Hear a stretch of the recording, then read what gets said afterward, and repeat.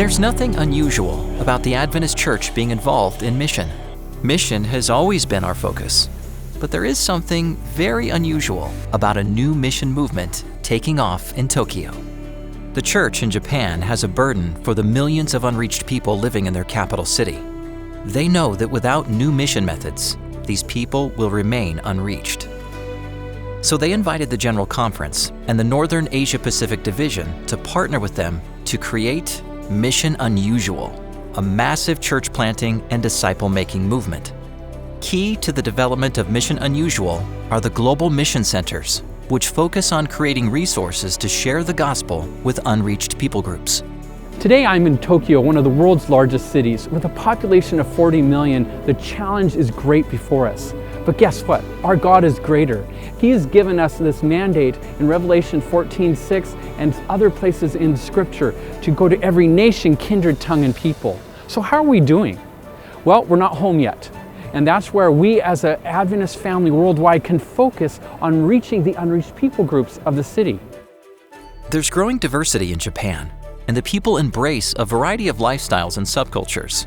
This includes young people like Sunny Bunny, who use fashion as a form of self-expression.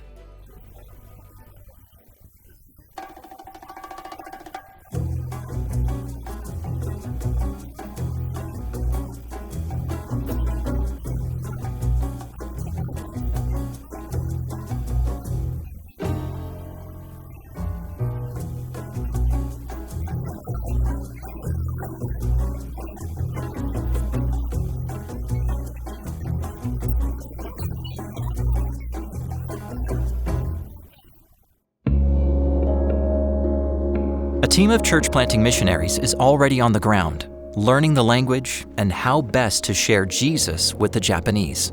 In time, they'll start new groups of believers, who will in turn disciple others. Eventually, they'll be supported by the ministry of global mission pioneers, urban centers of influence, volunteers, and tent makers, in a concerted effort to reach the entire city for Jesus. Helping to lead this team is Pastor Nozomu Obara, the president of the East Japan Conference. For years, he's had a passion for church planting, and he and his wife Sachiko are actively engaged in a disciple-making ministry for children. Pastor Obara will be transitioning from his position as president to become the associate director for Mission Unusual Tokyo. Greater Tokyo area is a big area with over 40 million people. But in the heart of Tokyo City, there's about 10 million people, and only 10 Adventist churches with about 900 worship attendees every week. So one Adventist needs to reach more than 10,000 people. Tokyo is a big challenge. To confront the challenge, Japanese pastors and missionaries will use a holistic approach to mission. Mission Unusual will plant the seeds of mission over the next 5 years. But the mission won't stop there. These efforts will continue to grow and impact people's lives for years to come. Our focus is not just on events and programs. Building relationships and getting involved with people is our focus. Finding out people's needs and meeting people's needs. In other words, implementing Christ's method here in Mission Unusual Tokyo. We'll keep you updated as God leads this movement and uses it for His glory. In the meantime, you too can support Mission Unusual Tokyo. Will you join me in praying for this project as it continues to unfold over the next 5 years to uplift Jesus in this city?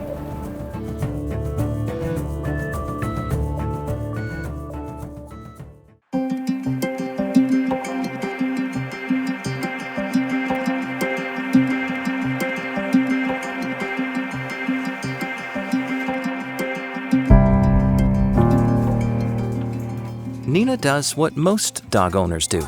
She takes her dog out for a walk every day to enjoy the outside air. But things are a little different for Nina. She relies on Fargo to get her out the door and around the neighborhood safely. He's her guide dog, helping Nina navigate the streets. Nina and her husband, Kevin, are both blind, living in a Toronto high-rise apartment building. This Canadian couple lives in many ways just like anyone else would. They cook, clean, and do household tasks.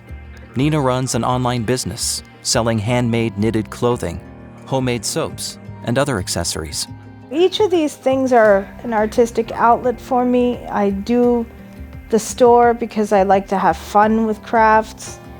Nina and Kevin met at Camp Frenda, an Adventist summer camp that opens its doors to the blind community for 1 week each year. It was sponsored by Christian Record Services at the time. Nina and Kevin's love for Jesus grew, and they both were baptized. During the same time, they fell in love and eventually got married. Despite becoming part of a church family, the reality of their daily challenges still exist. I think a lot of people just don't know how to relate to us, and a lot of people are afraid to even talk to us, and so sometimes they just don't know how to approach us as people, and a lot of times we feel left out. In 2007, they were part of the founding team to start a new Adventist congregation with the Ontario Conference. They rented a conference room in a local hotel in Scarborough, a suburb of Toronto, and began meeting once a month. This gathering came to be known as Hope Vision Fellowship and was designed to welcome the blind community. Momentum built over the years, and they formed a core group with new visitors coming through the doors regularly. There's a lot of hopelessness throughout the blind community. I like the name of our church, Hope Vision Fellowship, and that's basically what we are. We hope, and we do have a vision, and our vision is to see blind people get saved. And if the blind people come to know Jesus Christ and find healing and hope through His wonderful grace.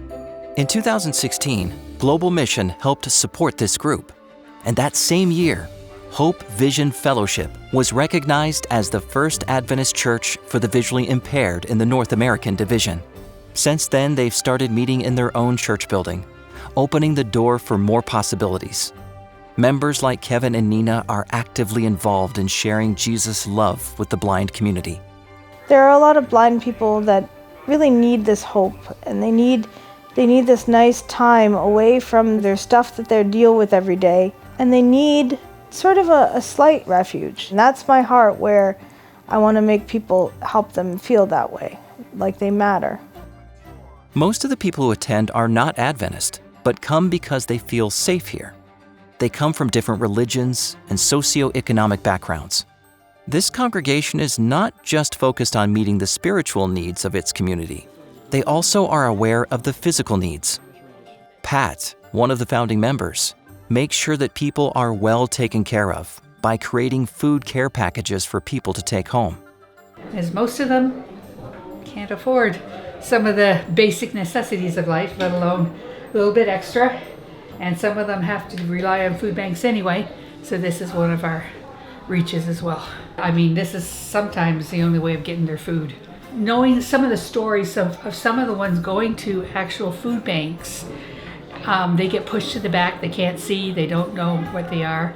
And the one time I was helping a girl clean out her cupboard, and she had 25 cans of expired spaghetti sauce and no spaghetti. So this is just helping.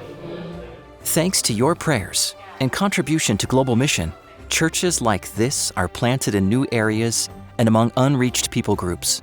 I want to thank God from the bottom of my heart for the Adventist Church. It was through the Adventist Church that I found Jesus. It was through the Adventist Church that I experienced His love. And it's through the Adventist Church's help into the man that I am today. Thank you for supporting Global Mission.